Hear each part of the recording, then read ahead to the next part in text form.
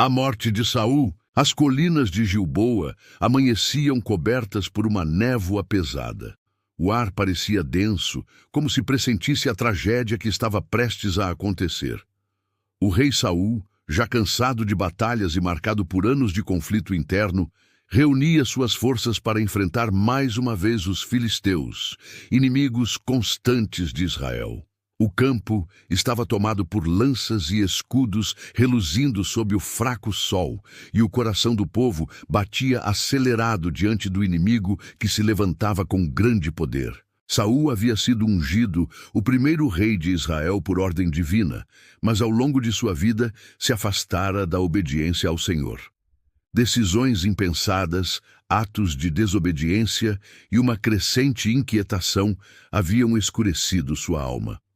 O profeta Samuel, que antes fora sua voz de orientação, já não estava mais vivo, e desde sua morte, Saul sentia como se o céu estivesse em silêncio diante de seus clamores. Na véspera da batalha, Saul buscou o Senhor em oração, mas não recebeu resposta.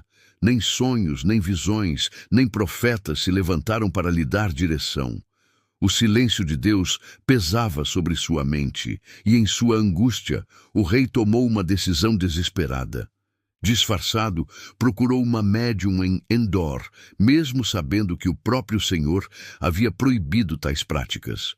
Lá, implorou para que o espírito de Samuel fosse trazido. A visão do profeta surgira severa e dura, anunciando que Saul e seus filhos cairiam no campo de batalha e que o trono seria entregue a Davi. O peso dessa profecia já pairava sobre seu coração quando o exército se armou para lutar.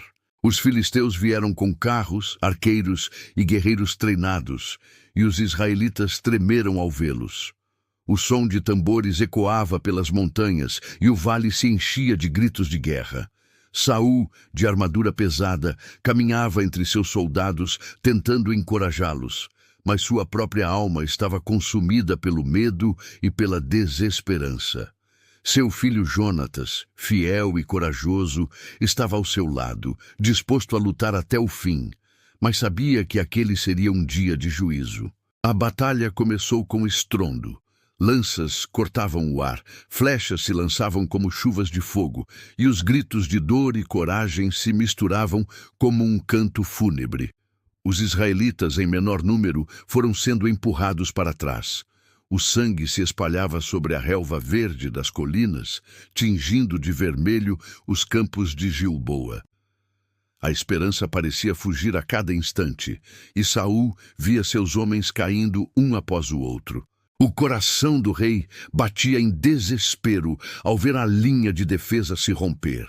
Ele ergueu sua espada e lutou com vigor, mas cada golpe parecia mais pesado que o anterior. Os arqueiros filisteus o cercaram e, em um momento de vulnerabilidade, flechas atingiram seu corpo.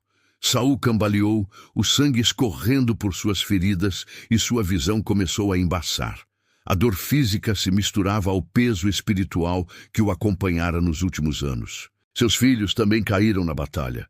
Jonatas, o mais amado, tombou valentemente, lutando até o último suspiro.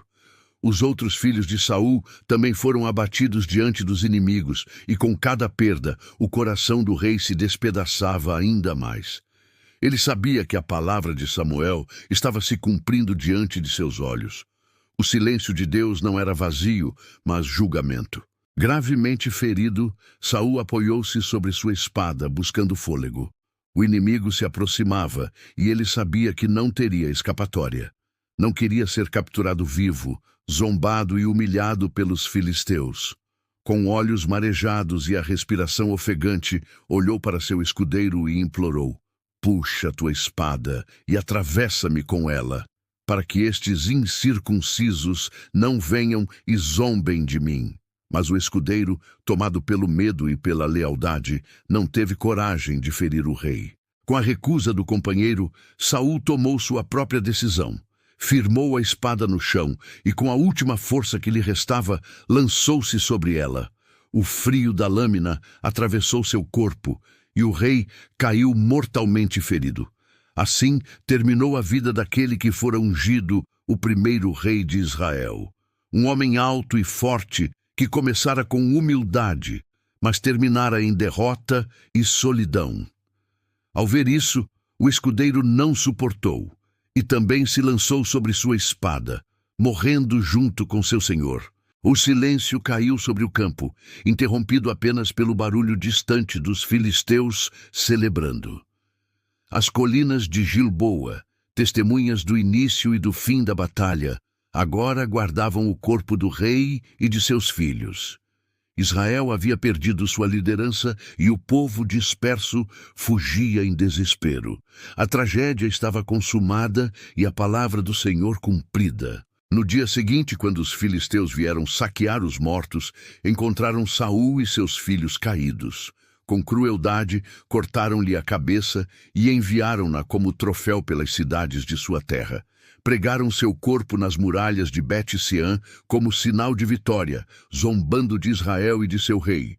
O povo chorava em silêncio, incapaz de enfrentar o inimigo para resgatar sua honra. Mas os homens de Jabes-Gileade, lembrados da bondade de Saul no passado, reuniram coragem. Na calada da noite atravessaram as linhas inimigas e retiraram os corpos de Saul e de seus filhos das muralhas. Com reverência e dor, trouxeram-nos de volta e queimaram-nos, recolhendo seus ossos e enterrando-os debaixo de uma árvore em Jabes. Depois, jejuaram 7 dias em luto, honrando a memória daquele que, mesmo com erros, havia sido o escolhido para liderar Israel. A morte de Saul foi o fim de um ciclo e o início de outro. A promessa de Deus a respeito de Davi estava mais próxima de se cumprir.